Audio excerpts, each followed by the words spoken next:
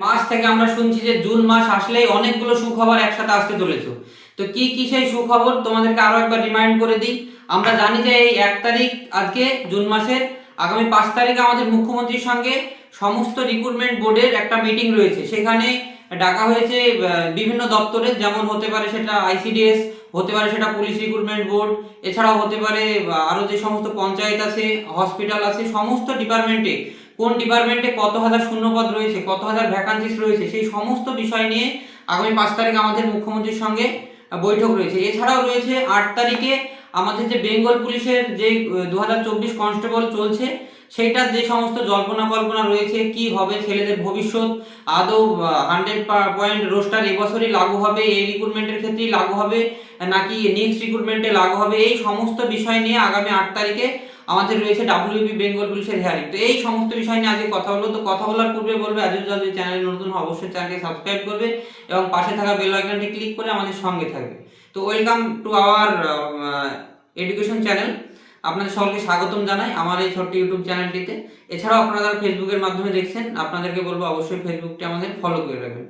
তো মেন বিষয় যেটা বর্তমানে অনেক খবর ভাইরাল হচ্ছে যে বেঙ্গল পুলিশের রেজাল্ট বাতিল হবে। তো আপনারা এদিকে নিশ্চিত থাকতে পারেন যে কখনোই বেঙ্গল পুলিশের রেজাল্ট বাতিল হবে না, কারণ একটা সরকার যেটা করেছে, যেটা আমাদের পুলিশ রিক্রুটমেন্ট বোর্ডের আওতায় হয়, অর্থাৎ ডাব্লিউবিপি পিআরবির আওতায় আমাদের পুলিশ কনস্টেবল যেটা হয় ডাব্লিউবিপি, এছাড়াও কেপি কলকাতা পুলিশ, এই দুটো রিক্রুটমেন্ট ডাব্লিউবিপি পিআরবি করে।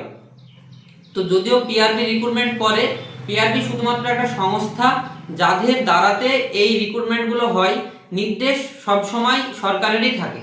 যদি চাইতো আমাদের পূর্বের যে সরকার ছিল সেই সরকার মনে করলেই তোমাদের যে কনস্টেবল রেজাল্ট সেটা দিতে পারতো, এছাড়া মনে করলে যে কেপি কনস্টেবলের প্রিলিমিনারি রেজাল্ট আটকে আছে সেটা দিতে পারতো, মনে করলে এসআই রেজাল্ট দিতে পারতো, সমস্ত কিছু আটকে রেখে গেছে। তবে বর্তমান যে সরকার রয়েছেন সেই সরকার কখনোই এই রিক্রুটমেন্ট বাতিল করবেন না, কারণ একটা রিক্রুটমেন্ট বাতিল করা মানে হাজার হাজার ছেলের স্বপ্নভঙ্গ, হাজার হাজার অর্থ সম্পদ নষ্ট, এছাড়াও যে তোমরা 3 বছর ধরে একটা সময় পরিশ্রম ব্যয় হয়েছে সেই সময়টা নষ্ট। তো কোনো সরকারই চাইবে না যে এই রিক্রুটমেন্ট বাতিল করতে। তবে এখানে একটা বিষয় রয়েছে যে বর্তমানে আমাদের যে সমস্যাগুলো চলছে, হাইকোর্টে আমাদের সমস্যা রয়েছে ইডব্লিউএস সংরক্ষণ, হাইকোর্টে আমাদের সমস্যা রয়েছে সিভিক্স ভলেন্টিয়ার্সের যে সংরক্ষণ, হাইকোর্টে আমাদের সমস্যা রয়েছে যে ওবিসি 7% নাকি 17%।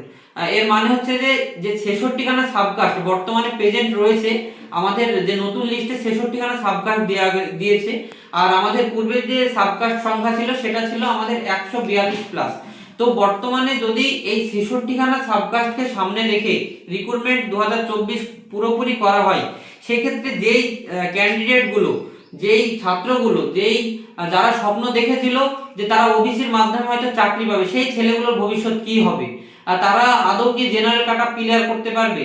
এবার যে 10% যেটা এক্সট্রা থাকছে, কারণ আমাদের বর্তমান 100 রোস্টারে বলা হয়েছে 7% ওবিসি আছে, তাহলে আমাদের আগের যে ছিল সেটাতে ছিল 17% ওবিসি সংরক্ষণ, তাহলে এই যে বাকি 10% সেই ওবিসি ক্যান্ডিডেটগুলো কি হবে? এই 10%-এর কি সকলেই জেনারেলে যেতে পারবে? এই সমস্ত জল্পনা কল্পনা এখনো আমরা ধোঁয়াশার মধ্যে রয়েছি। আর তাছাড়াও আমরা জানি যে 100 রোস্টার যেটা দিয়েছে সেটা অবশ্যই লাগু হবে সামনের যে কোনো রিক্রুটমেন্টের ক্ষেত্রে।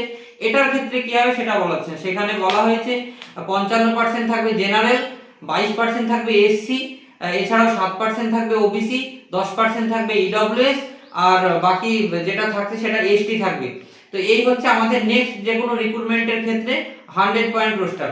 তো আমরা অবশ্যই সরকারের কাছে করজোড়ে নিবেদন, আমাদের আবেদন থাকবে যেন যেটা সমস্ত ছাত্রছাত্রীদের পক্ষে যায়, 100 রোস্টার যেন তারা আগামী রিক্রুটমেন্টেই জারি করে।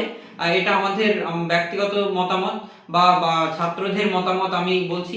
হ্যাঁ, এছাড়াও কেপি কনস্টেবলের রেজাল্ট যাতে খুব তাড়াতাড়ি সরকার পাবলিশ করে প্রিলিমিনারি রেজাল্ট, সে বিষয়েও অবশ্যই ধ্যান আমরা সরকারের দৃষ্টি আকর্ষণ করতে চাচ্ছি। আর তোমরা যারা এখনো চিন্তার মধ্যে রয়েছো, হতাশার কিছু নেই, চিন্তার কিছু নেই। অবশ্যই আগামী 5 তারিখের পর ভালো কোনো সুসংবাদ আসছে। ডাব্লিউপি যারা কনস্টেবল, যারা অ্যাসপিরেন্ট রয়েছে, নিউ 26কে টার্গেট নিচ্ছ, চাইছো যে সামনে যে রিক্রুটমেন্ট আসছে সেই রিক্রুটমেন্টে তোমার একটা সিট নিতে, তোমাদের জন্য অবশ্যই অতি শীঘ্রই আমাদের যে নতুন মুখ্যমন্ত্রী নিয়ে আসছে, 20,000-এর বেশি শূন্য পদে আসতে চলেছে আমাদের নতুন 2026-এর বেঙ্গল পুলিশ রিক্রুটমেন্ট। কারণ আমরা বিভিন্ন দিনে আরটিআই এর মাধ্যমে জানতে পেরেছি বেঙ্গল পুলিশে হাজার হাজার শূন্যপদ রয়েছে।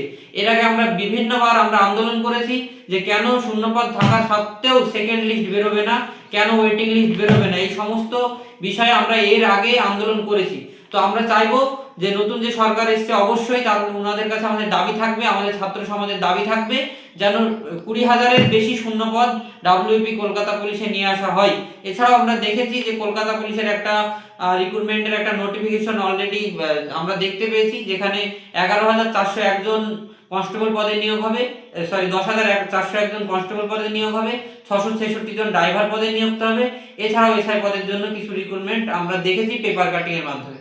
তো এই সমস্ত তোমরা যারা চাকরি প্রার্থী রয়েছো তাদেরকে বলবো আমাদের চ্যানেলটি সাবস্ক্রাইব করে রাখো। আর কি বিষয়ের উপরে তোমরা ভিডিও চাইছো সেটা আমাদেরকে জানাবে অবশ্যই কমেন্টের মাধ্যমে। আর ভিডিও ভালো লাগলে অবশ্যই লাইক করবে। আর যদি ভিডিওর মধ্যে কোনো ভুলভ্রান্তি হয়ে থাকে অবশ্যই কমেন্ট করবে, কমেন্ট বক্স সবসময় খোলা রয়েছে। তো ভিডিও এই পর্যন্তই। যদি তোমাদের ভিডিও ভালো লাগে অবশ্যই সঙ্গে থাকবে। Thank you.